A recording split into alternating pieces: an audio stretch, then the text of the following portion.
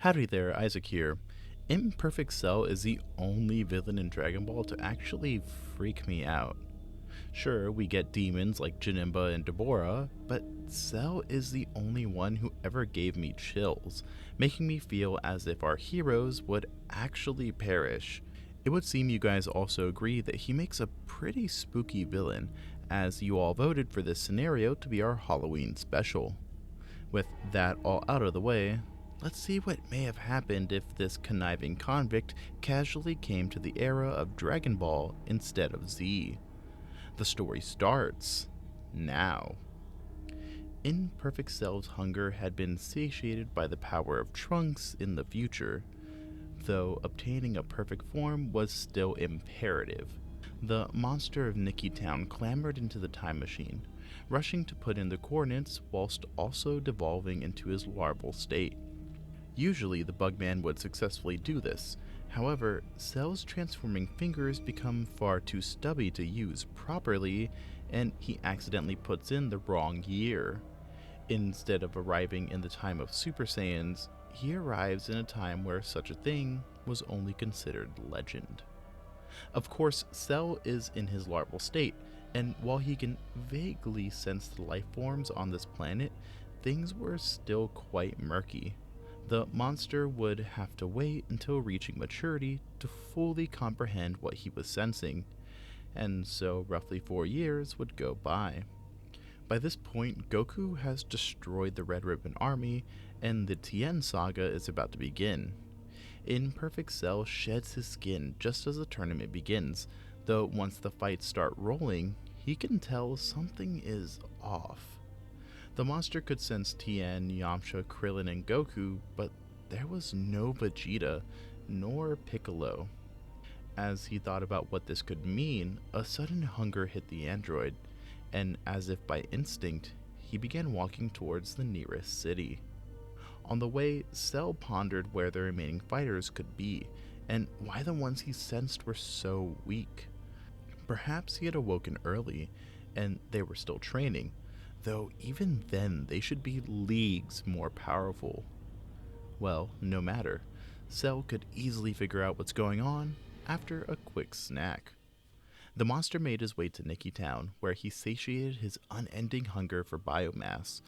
Everything was going well, until the creature noticed a news broadcast, ending with the date. Once the year was confirmed by a nearby civilian who pled for their life, Cell became livid. He powered up, letting out his anger in the form of a giant explosion that wiped half the town away. He soon finished off the last of Nikki Town's residents, and yet his hunger wasn't satiated. In truth, it was impossible to ever satisfy the creature's need for biomass, as he was about a decade too early to become perfect.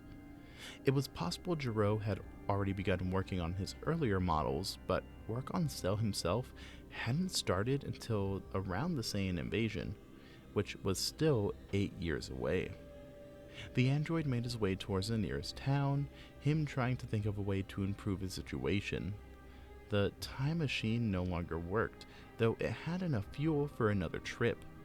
It was possible that the current Bulma could study it and create another machine, but Cell couldn't exactly walk up to her and explain why it was broken. The android pondered if his perfection would ever come to fruition now, if absorbing all this biomass was even worthwhile. Though once he happened upon another town, his baser instincts quickly took over. He spent hours, perhaps even days, going from town to town and absorbing their inhabitants. Despite knowing there wasn't a point in absorbing all these people, and that it likely only alerted those like Gero and Kami, Cell found himself unable to stop. The process of absorbing biomass helped relieve the stress of having to wait so long, and he felt as if he had to absorb something, anything, as was his purpose. A week passes before the android is able to finally get a hold of himself and formulates a plan to find his creator. Maybe he can use this folly to improve on Gero's original plans, whether that be by force or not. Weeks go by with Cell searching every conceivable place for Gero to have been. First up was where Cell himself emerged, but when searching the mountainous region, it was revealed to be as desolate as it appeared. The android didn't have much info on his creator despite the basics, though he did know of Goku's fight against the Red Ribbon thanks to the supercomputer that programmed him. Whilst not knowing the exact coordinates, Cell could infer that a lab existed nearby Muscle Tower, so his next target was Jingle Village. Once there, the android quickly noticed a giant hulking man whom he couldn't sense. Perhaps this was a creation sent in by Gero to gather information, or maybe test out if androids could fit in with normal society. Either way, this was a strong lead, one that Cell wouldn't let slip. All this travel and searching had left the monster famished, and so he jumped into the village and absorbed its inhabitants. Several villagers attempt to fend Cell off, including Suno and Ader, but neither of them can lay a finger on the monster. Suno is easily ended, something that enrages Android 8, causing him to actually land a few hits on Cell, who quickly recovers and knocks the android away. The monster begins to interrogate Ader, trying to figure out if Gero is nearby, though he soon discovers that 8 has no information. He does mention Dr. Flap, though refuses to give up where he is, so Cell brings out the big guns. Once children are brought out in front of Ader, with Cell threatening to absorb them, the droid begins to sweat a little. Ultimately, Dr. Flap's location is revealed, though this information doesn't save Ader nor the children of Jingle Village. Cell visits the doctor, hoping Flap is an alias, though he finds this theory to be false, as Flap is clearly not Gero. After a quick interrogation and subsequent absorption, the android figures out that Gero had fled without telling anyone of his whereabouts. Perhaps he knew about Cell, and in that case, the android should take advantage of this setback. Memories from Suno painted Goku as an unstoppable force, something which Gero thought as well. While part of him felt that this was a bad idea, Cell knew he needed to wait for his creator to make a move, so in that case, he'd have to kill time. He knows the rough sequence of events regarding Goku, including the fact that he would appear in 3 years at the next tournament. There, he would have an intense final battle with Piccolo Jr. Gero never figured out where Goku resided during this time, but one person who could be tracked down was Piccolo, who was an incredibly impressionable child at the moment. Cell, no longer caring if his presence is known, flies off towards the broken time machine, turning it into a capsule before leaving for West City. There, he drops the machine off in plain view, making sure Dr. Briefs or Bulma would find it before flying off into the woods. It takes some time, but Cell eventually finds the little green boy staying in an abandoned cottage. The Namekian attempts to fire a beam at Cell, horrified at his visage, but that goes about how you would expect. The beam is blocked and Cell shows off just a fraction of his power, making the child's mind absolutely melt. Looking around, Cell notices that his cottage once housed a family of 4, and they seemingly left in a hurry. You tried living with these people, didn't you? Yet, once they saw your green skin and pointed ears, thinking you a monster, they ran. You and I have far more in common than you think, Piccolo, including our want to fight Goku. This somewhat intrigues the child, as his only direction in life was to get revenge on Goku. Yet the pure malevolence showcased by Cell also made him want to run. Going off of pure instincts, Piccolo runs, briefly flying even, but he simply can't escape the creature before him. Come now, you must realize just how much stronger and faster I am. Maybe I wasn't clear, but I want to train you, Piccolo. Allow you to fully utilize your Namekian potential. Now this intrigues the boy. Yes, it was true this creature was leagues above even his father, But what was it that he called him? A Namekian? Just what did this creature know that he didn't? Piccolo chose to give this monster a chance, as if he refused, there was no chance of escaping death. 3 years come and go, with Cell conditioning Piccolo to serve as the perfect rival for Goku. The Namekian had grown considerably in both strength and height. While the original Big Green was cruel and unsociable, this Piccolo is far different. Years of spending time with Cell made him slightly more sociable, able to grasp the finer concepts of talking to people, but he was also taught to spare his enemies despite the memories of King Piccolo saying otherwise. While the Slugman was indeed just as ruthless, he was far more calm, much like Piccolo after he absorbs Nail. The android also chose to inform Big Green of his origins and full power set, helping Piccolo to improve far past his anime counterpart, though nowhere near enough to challenge the Bugman himself. Despite Cell's influence, there were still those brief instances that showed Piccolo had a good side. The most recent incident occurred on their journey to the tournament, where Big Green saved a child from falling debris. The child had no special significance, no ability to fight, or innate potential for it, so why would Piccolo choose to save it? Your heart is showing, Junior. You'll need to turn a blind eye to suffering if you're to conquer the world, Cell said, using his tail to instantly end the child before absorbing him. Yes, you're right. I'll defeat Goku and take over the world, just as my father wanted.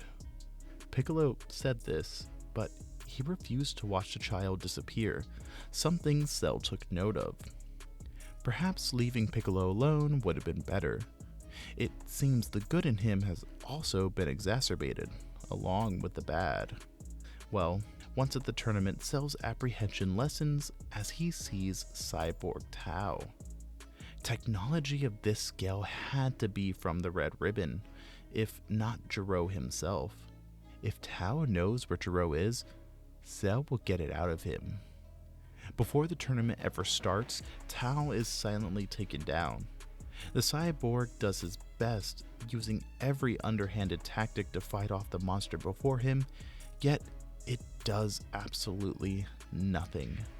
Cell toys around with his prey, ripping off pieces of the machinery keeping Tao alive, leaving only the very basics so that he doesn't kick the bucket too soon. The cyborg turns out to be pretty resilient when it comes to conventional interrogation methods, but Cell is anything but conventional. He sticks his tail in Tao's leg, slowly absorbing the biomass, gaining very basic memories from the mercenary. He learns of Shen, Tao's brother who helped nurse him back to health.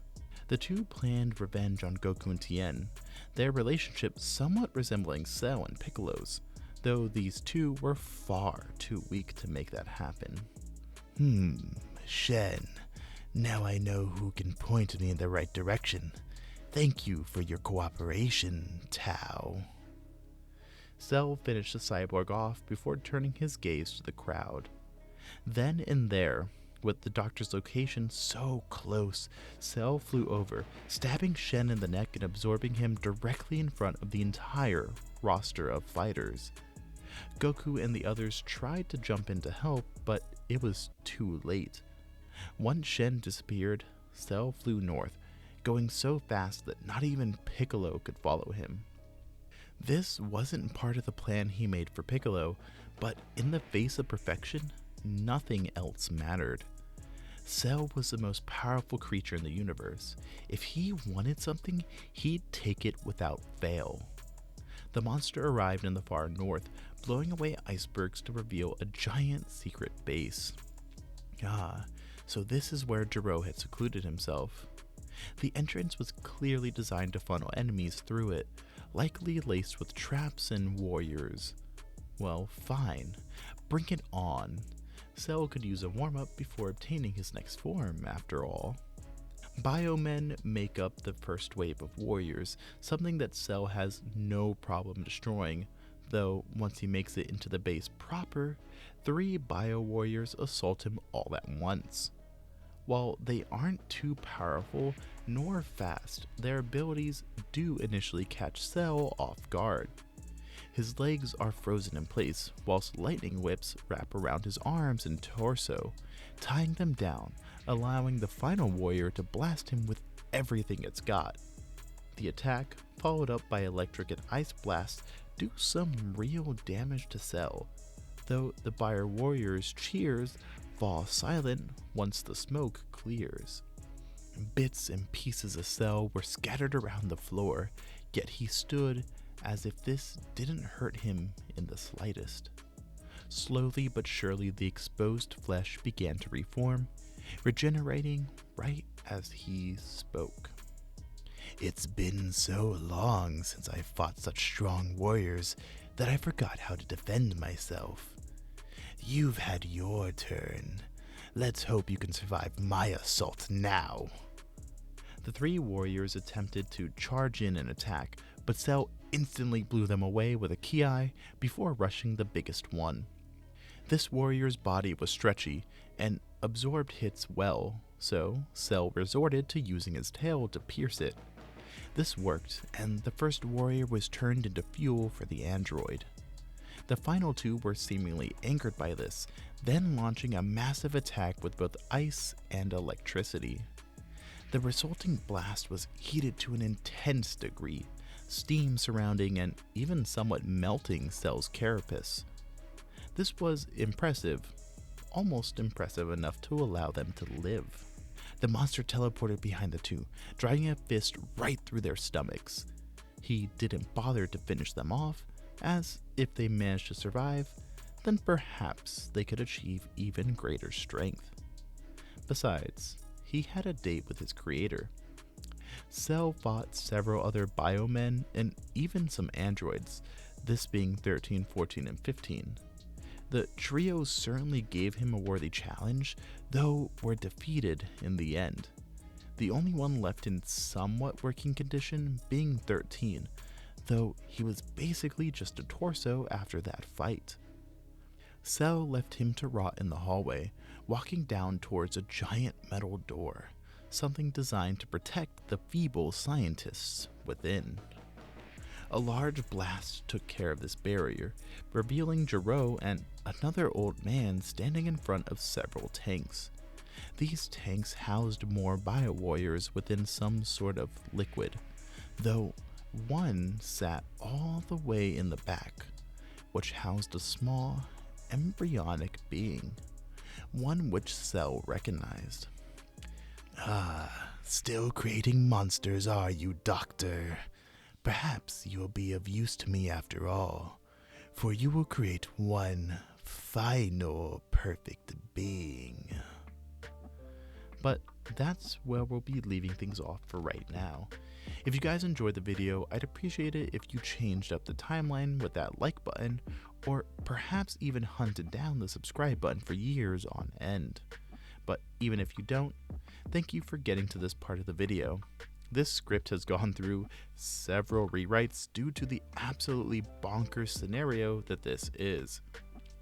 I mean, you guys really chose the most intricate scenario, but I am always up for a challenge, and I'm pretty happy to show off just how much Cell will change up this timeline going into the future. No pun intended, if that is a pun. Anyways, in terms of story, I feel this one will resemble the cooler scenario to a degree, and you guys will see exactly what that means once the next cooler part comes out, and subsequent parts to this one. I'm thinking that this will probably be a 4-part scenario. It'll definitely be a lot smaller than what we're used to, including the script, which should come out to around 18-ish minutes. We'll see. Anyways, I should get to making this video. So, you guys have a good day or night wherever you are. That's it for now. Bye-bye.